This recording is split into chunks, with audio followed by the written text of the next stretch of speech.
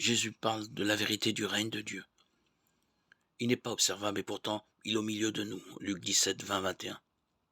Il sera révélé au jour du Fils de l'homme. Dans l'attente, il y a deux attitudes fausses. L'affolement ou la distraction mondaine. Le seul comportement convenant est de prier en tout temps sans se décourager. Avant de relater la parabole, Luc souligne cette leçon. En effet, une première lecture peut être erronée qui, comparant le juge et Dieu, donne à penser que Dieu tarde. N'avons-nous pas parfois l'impression que notre prière reste sans réponse?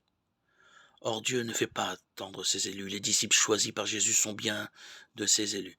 Toute réponse est déjà donnée en leur maître. Mais pour la découvrir, il leur faut l'accompagner jusqu'à son jour, jusqu'à la croix. Le ressort de la parabole apparaît dans la figure symbolique de la veuve pauvre de Dieu. La prière du pauvre traverse les nuées, il persévère tant que le Très-Haut n'a pas jeté les yeux sur lui et rendu justice. Le Seigneur ne tardera pas. Devant un tribunal terrestre, la femme s'appuie sur son seul bon droit et y puise la persévérance.